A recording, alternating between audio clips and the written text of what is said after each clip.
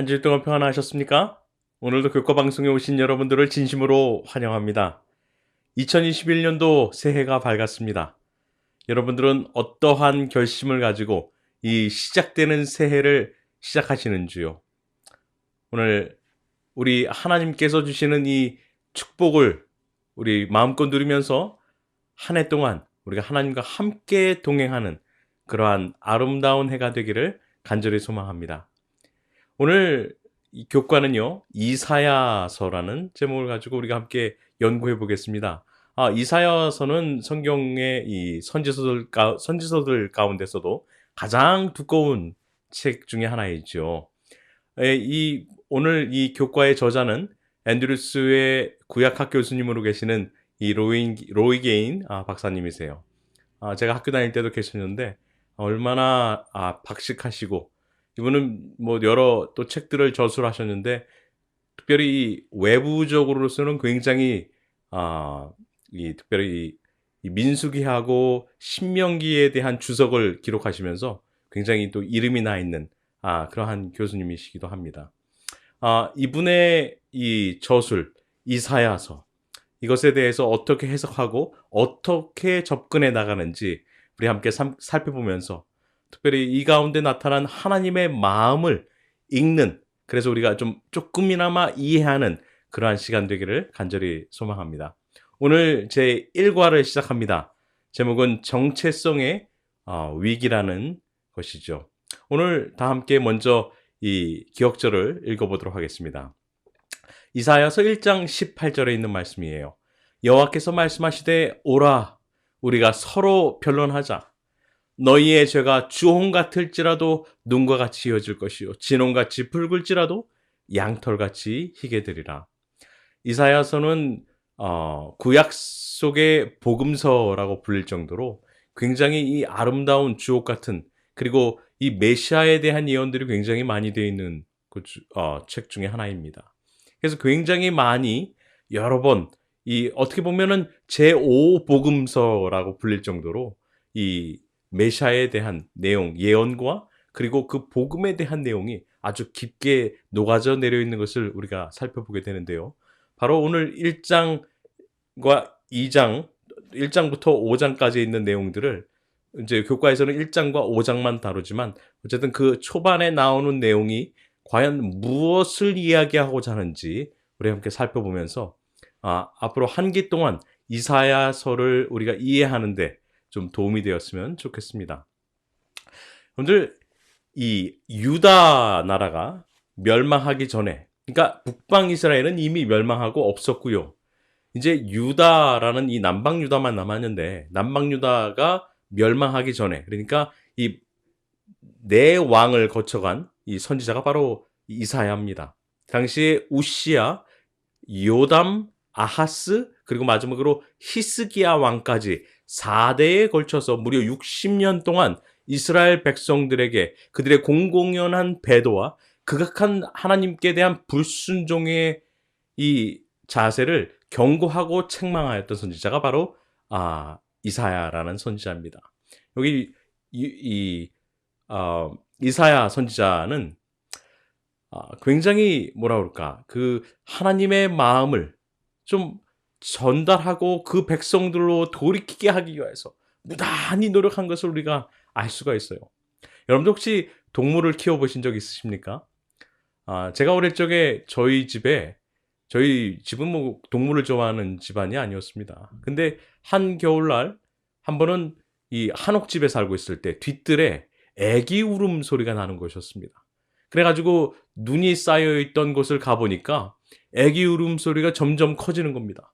도대체 이곳에 무슨 애기가 있나 이렇게 살펴보니까 눈 속에 무릎까지 쌓여있던 눈 속에 파묻힌 새끼 고양이를 발견했습니다. 그래서 이 새끼 고양이를 너무나 불쌍해서, 저희 부모님은 뭐 애완동물을 그렇게 좋아하시는 분이 아니시거든요. 어쩔 수 없이 집안에 부뚜막에다 데려놓고 그 앞에서 불을 쬐고 거기다가 우유를 주니까 뭐 배고팠는지 얼른 먹고 거기서는 따뜻하니까 잠을 자게 되었어요. 그것을 시작으로 이 고양이는 결국은 저희 집에서 함께 사는 가족이 되고 말았습니다. 그리고 차차 이 해가 바뀌면 바뀔수록 이 고양이, 저희가 나비라라고 이름을 붙였던 고양이였는데, 이 고양이가 모든 동네의 들고양이, 산고양이들을 전부 다 저희 집으로 초청을 해가지고 무려 저희가 최대 많을 때는 고양이가 9마리까지나 됐어요. 여러분들 고양이 9마리 한번 키워보신 적 있으십니까? 정말 정신이 하나도 없습니다. 하루는 이 고양이가 저희에게 보은을 한다고 그들에게 가장 좋아하는 이 음식을 갖다가 저희 이 문간에다가 이렇게 갖다 놓는 것이에요. 그 여러분들 뭐였겠습니까? 쥐였어요. 뭐 집안의 소리가 고성이 아주 깜짝 놀란 소리가 다 났죠. 고양이는 이렇게 정말 지극정성을 다해서 저희가 보살폈고 그 사랑을 또 보답하는 의미로 여러 쥐들을 갖다가 잡아서 그 문 앞에다가 늘 이렇게 널어 놓는 것이었습니다. 여러분들 저희가 그때 당시에 이 학교를 마치고 방과 후에 학교로 올 때면 저희가 우유를 학교에서 이제 급식에서 받은 남은 우유를 가지고 왔는데 이 고양이 9마리들이 저희가 사는 그 버스 정류장까지 나와서 기다리는 것이에요. 그리고는 저희가 올 때만을 기다리다가 내리면은 강아지처럼 개들처럼 달려와서 가까이에 오고 아주 그냥 이 다리 사이를 오고 가면서 얼마나 그 사랑의 표현을 했는지 야옹야옹 불어대면서 그렇게 했는지 모릅니다. 여러분들 이스라엘 백성들, 이 말 못한 짐승들도 그들이 이 자기의 주인을 알아보고요. 그들의 이 주인을 따르는데 이스라엘 백성들은 그 말 못한 짐승이 가진 이해력조차 상실해버린 것을 보게 된다는 것입니다. 언약의 백성이라는 그들의 정체성을 상실해버렸다는 것이에요. 그래서 이 이사야가 이 백성들을 향해서 돌아오라라고 간구하며 책망하는 것을 보게 됩니다. 저는 이 이사야서를 읽으면서 다시 한번 하나님 아버지의 마음을 읽게 됐어요. 내 백성아 돌아오라. 왜 죽으려 하느냐? 죽지 말고 내게로 돌아오라. 내게로 내가 너희를 용서해 주겠다. 너희 죄가 주홍 같을지라도 내가 희게 해 주겠다. 하나님께서 우리에게 함께 변론하자 하시는 것이에요. 저는 이것을 보면서 여러분들 이사야 이 이름의 뜻이 히브리의 뜻이 뭔지 아십니까? 여호와는 구원이시다라는 뜻이에요. 하나님께서 이사야를 부르셨고 그를 세우셨던 그 이름의 의미도 뭐 하시기 위함이에요? 멸망시키고 너희를 없애버리기 위함이 아니라는 것이에요. 그들을 구원코자 하시기 위함이었다는 것이죠. 오늘 이 이사야서를 우리가 함께 공부하고 이제 한 기 동안 내내 함께 볼 때에 여러분들 기억하시기 바랍니다. 하나님께서는 그들을 멸망시키고 없애버리기 위함이 아닌 그들을 돌이켜서 회개케 하시고 그들로 구원케 위한 것이 바로 아버지 하나님의 마음이었다는 것을요. 여러분들 혹시 여러분들의 자녀들이 여러분들의 손주 손녀들이 도로를 향하여 막 갑자기 달려나간다면 여러분들 어떻게 하시겠습니까? 소리를 지르지 않겠어요? 그대로 멈추라고요. 다친다고요. 죽을 수도 있다고요. 그래도 안 들으면 어떻게 하겠습니까? 여러분들 달려가기에는 붙잡기가 좀 멀다면 어떻게 하시겠어요? 돌이라도 집어들어서 던져가지고 그 뒤통수를 깨트려서 피가 흘릴지라도 그 도로에 나가서 차에 치여 죽는 것보단 낫지 않겠어요? 저는 그것이 바로 하나님 아버지의 마음이라 생각합니다. 그들이 죽으려 하여 달려가는 길에서 하나님 아버지께서 경고와 책망을 주시고 그들의 죄를 책망하시는 것은 그들로 돌이키게 하기 위함, 죽지 말고 내 백성을 살라라고 하는 바로 하나님 아버지의 마음이죠. 그래서 이사야서를 공부하면서 우리 하나님 아버지의 마음을 조금이라도 좀 더 이해하고 그분께 한 걸음 더 다가가는 그 시간이 되었으면 좋겠습니다. 자, 그래서 오늘 학습 목표는요. 하나님과의 실질적인 관계에서 멀어진 이 유다 백성의 영적인 실상을 우리가 이해하면서 우리를 향하여서 마음을 여시고 포기하지 않고 계속해서 회개하기를 설득하시는 이 하나님의 아버지의 마음을 우리가 함께 느껴보기를 원합니다. 그래서 우리의 삶에 그 하나님의 아버지의 사랑과 그분의 은혜를 받아들이고 그 성령 하나님의 계속되는 구원코자 하시는 음성에 우리가 반응하고 순종하기로 결심하였으면 좋겠습니다. 자, 그래서 여러분들 이 일요일 소지는 하늘이여 들으라요. 이사야 1장 2절부터 7절에는 이러한 성경절이 있습니다. 소는 그 임자를 알고 나귀는 그 주인의 구유를 알건만은 이스라엘은 알지 못하고 나의 백성은 깨닫지 못하는도다 하셨도다. 슬프다 범죄한 나라요, 허물어진 백성이요, 행악의 종자요, 행위가 부패한 자식이로다. 그들의 여호와를 버리며 이스라엘의 거룩하신 이를 만홀히 여겨 멀리하고 물러갔도다. 너희의 땅은 황폐하였고 너희의 성읍들은 불에 탔고 너희의 토지는 너희 목전에서 이방인에게 삼켜졌으며 이방인에게 파괴됨 같이 황폐하였고. 그들은 그 동물들도 주인을 알아보건만 그 백성들은 하나님을 버렸다, 알지도 못한다라고 말씀하세요. 그들은 뭐예요? 범죄한 나라, 허물어진 백성, 행악의 종자, 행위가 부패한 자식이라고 이야기하고 있습니다. 그들이 어떻게 했다고요? 여기 보니까 여호와를 버렸다고요. 어떻게 했다고요? 거룩하신 이를 만홀히 여겼다고요. 만홀히 여겼다는 것은 그들이 하나님을 업신여겼다는 것입니다. 그리고 그 분으로부터 멀리 물러갔다는 것이죠. 그렇기 때문에 그 결과 하나님께서 어떻게 하세요? 그들의 땅은 이제 황폐하여서, 여러분들 북방 이스라엘은 이미 멸망당하여서 황폐하고 지금 없는 상태입니다. 그들의 성읍들은 불에 탔습니다. 그들의 토지는 이방인에게 이미 빼앗긴 바 되었고요. 그리고 이제는 파괴가 되었는데 남은 유다도 이렇게 될 것이다 라고 지금 하나님께서 이야기하시는 것이죠. 그들에게 경고하시는 것입니다. 그들이 회개치 않고 돌이키지 아니하면 하나님께서 어떻게 하시겠다고요?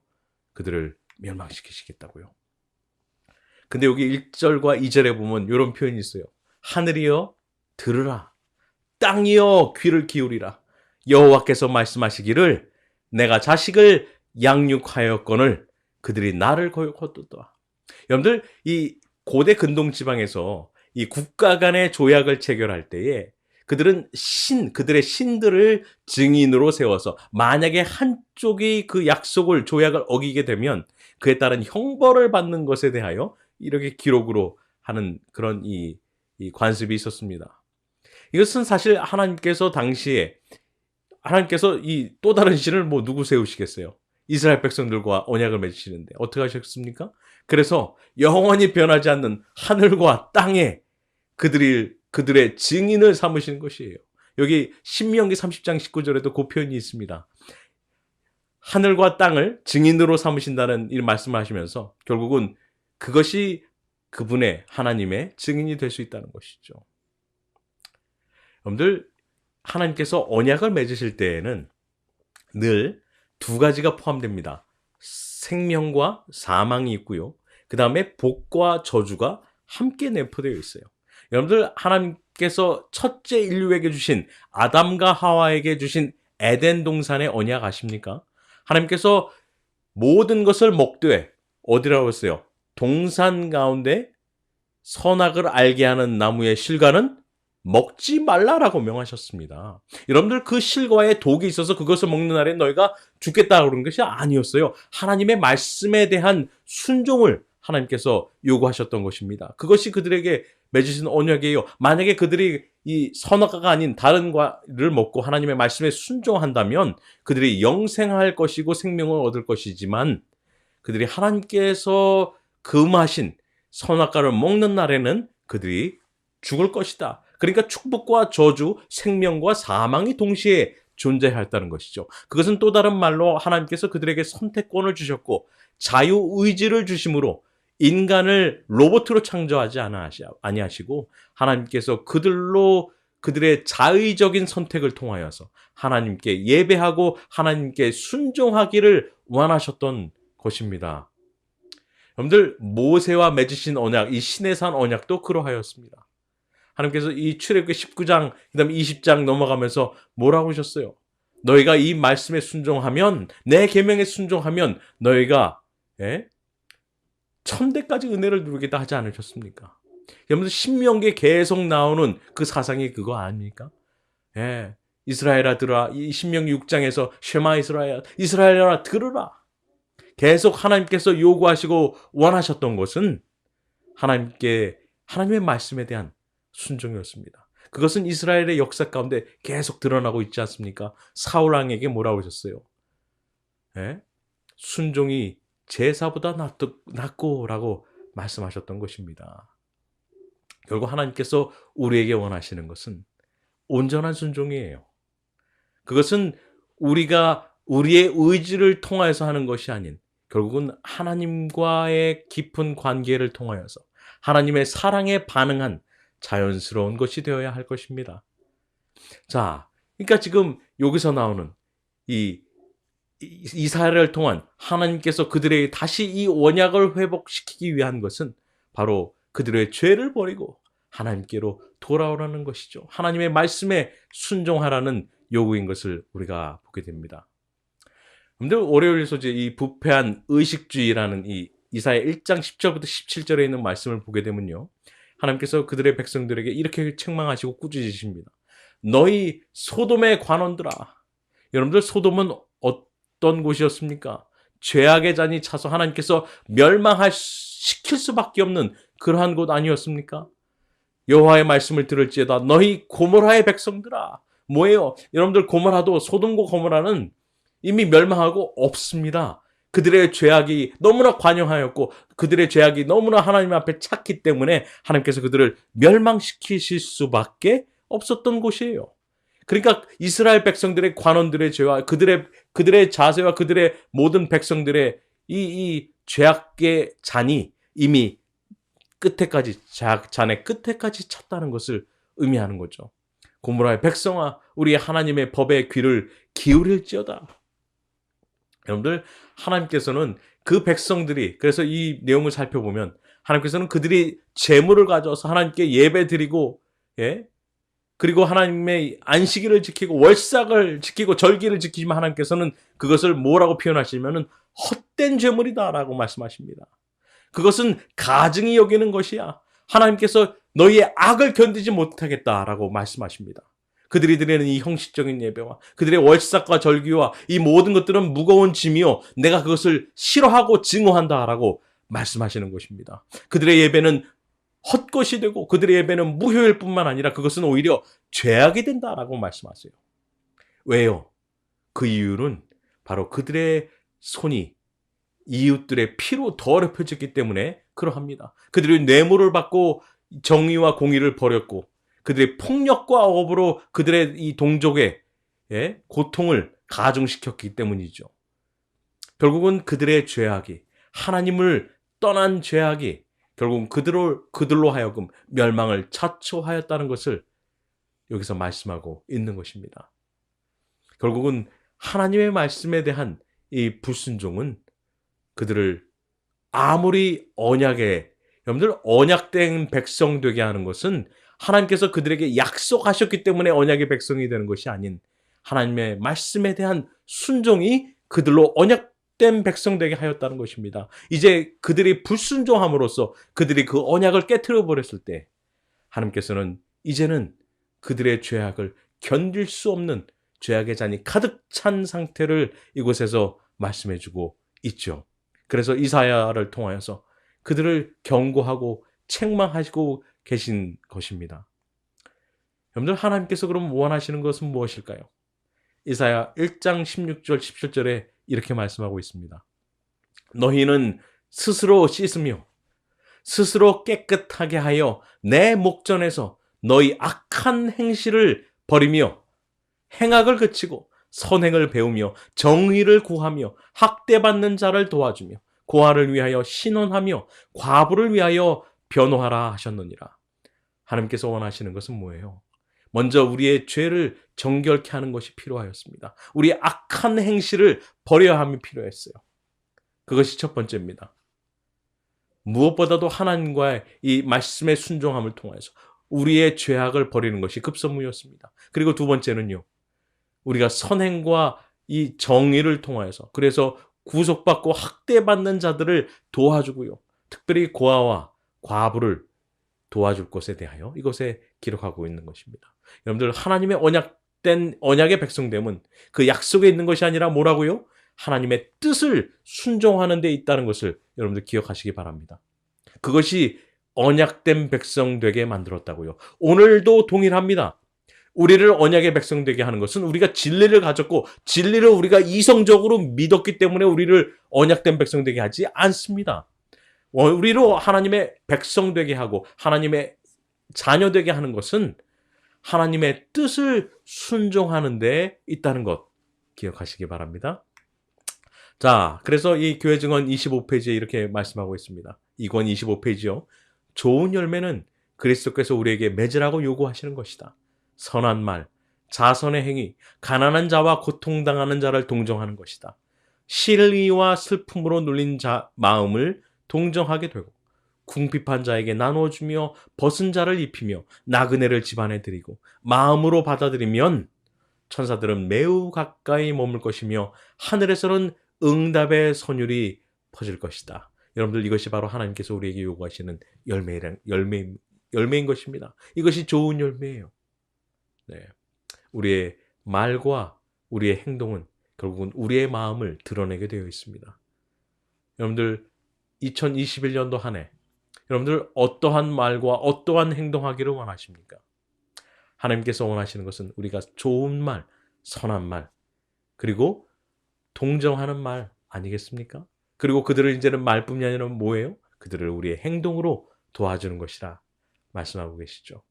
여러분들 오늘 우리로 언약된 백성 되게 하는 것, 바로 하나님의 뜻에 순종하는 그러한 자세가 결국은 우리로 하나님의 백성 되게 함을 기억하시면 좋겠습니다.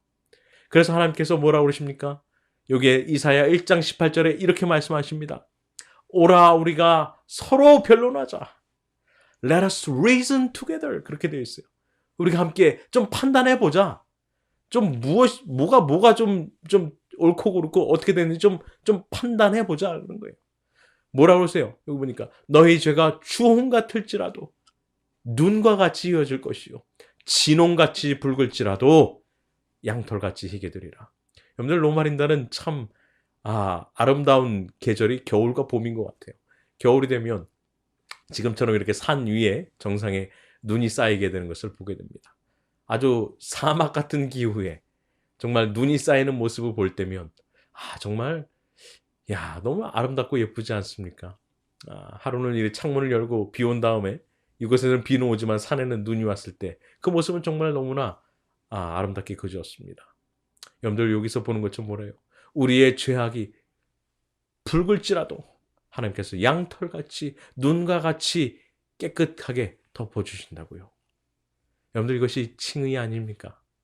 하나님께서 우리를 변론하고 좀 따져보자 하는 것은 너는 심판받아 마땅해. 그렇기 때문에 너는 이렇게 돼야 돼 라고 책망하시기 위함이 아니라는 것이에요. 뭐 하기 위함이에요? 하나님께서 용서하시기 위함이라는 것입니다. 여러분들 하나님께서 오늘 우리 함께 좀 대화 좀 하자. 우리 함께 좀 한번 좀 변론 좀 해보자. 뭐 하시기 위함이라고요? 여러분들을 구원하시기 위한 것이라는 말씀이죠.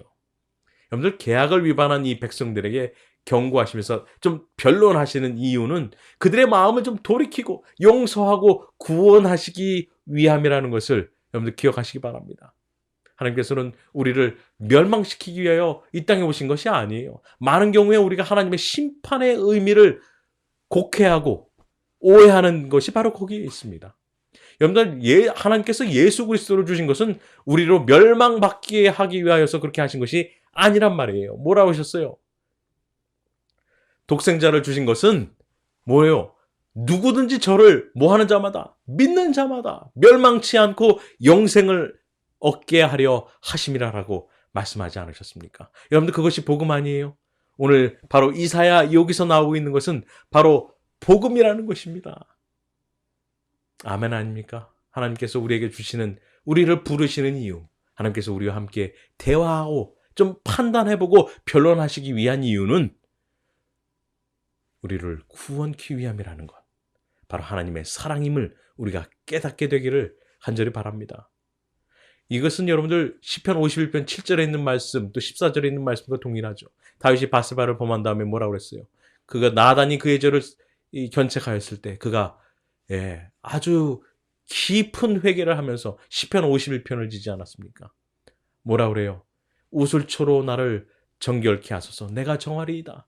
나의 죄를 씻어 주소서. 내가 눈보다 희리이다. 여러분들, 그러면서 뭐라 그럽니까? 내 안에 정직한 마음을 주시고, 정직한 영으로 내 마음을 새롭게 하라고 부르짖지 않습니까?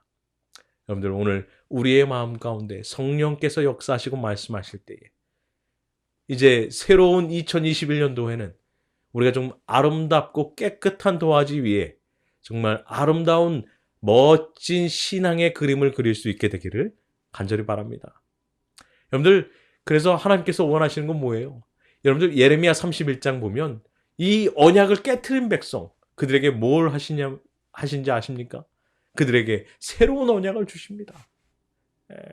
그들에게 새로운 언약을 주시기 위하여 말씀하시고 그들에게 가까이 나아가시는 우리가 하나님의 모습을 보게 돼요. 그래서 결국은 이 변론은 용서에 관한 것이라는 것을 우리가 보면서 정말 하나님께서 우리를 사랑하시는 것이 얼마만큼의 그 깊고 넓고 높은 사랑인지 우리가 다시 한번 깨닫게 됨을 보게 됩니다. 교회증언 4권 294페이지에는 이렇게 말씀하십니다. 구주는 긍휼과 사랑이 충만하셨다. 그분은 그들의 죄가 아무리 크다 하더라도 진정으로 뉘우치는 사람을 결코 내쫓지 않으신다. 그러나 그분은 모든 종류의 위선을 심하게 견책하신다. 그분은 사람의 죄들을 잘 아시며 그들의 모든 행위를 아시고 그들의 은밀한 동기를 읽으신다. 그렇지만 그분은 죄악 가운데 빠져있는 그들로부터 돌이키지 않으신다. 그분은 탄원하시며 죄인들과 변론하신다. 오늘 이 우리를 향한 변함없으신 그 하나님의 사랑에 오늘 좀 반응하면 좋겠습니다. 그분께서 우리와 좀 변론을 하실 때 여러분들 조용히 하나님 앞으로 나아가지 않겠습니까? 어떻게 해요? 하나님께서 우리의 죄를 눈과 같이 양털같이 희게 또 깨끗하게 제하여 덮어주실 것이란 말씀입니다. 오늘 그러한 날이 되시기를 간절히 바랍니다. 그래서 이 이사야 1장 19절부터 31절에는 이렇게 말씀하고 있어요. 다시 한번 그들에게 이 언약을 상기시키십니다. 뭐라고요? 너희가 즐겨 순종하면 땅의 아름다운 소산을 먹을 것이요. 너희가 거절하면 배반하면 칼에 삼켜지리라. 여호와의 말씀이니라. 여러분들, 다른 언약들과 마찬가지로 축복과 저주는 그들의 선택에 달려 있었던 것입니다. 그들이 이 선택하여서 하나님의 영생을 들어가든지 아니면 영원한 멸망으로 가는지 영멸로 갈지는 그들의 선택에 달려 있다는 것이었죠. 여러분들, 죄악이 가득 차면 분명 하나님의 심판이 내립니다. 여러분들, 노아 당시에도 그러하였습니다. 소돔과 고모라도 그랬고요. 니느웨와 북방 이스라엘도 그렇게 멸망하였습니다. 이 남방 유다도 하나님의 은혜의 시기가 끝나면 하나님의 이 자비가 섞이지 않는 진노의 잔을 그들도 분명하게 마시게 될 거라는 것이죠.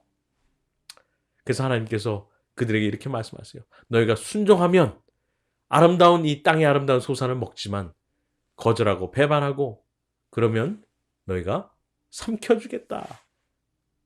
여러분들은 먹기 원하십니까? 아니면 먹히게 될 것입니까?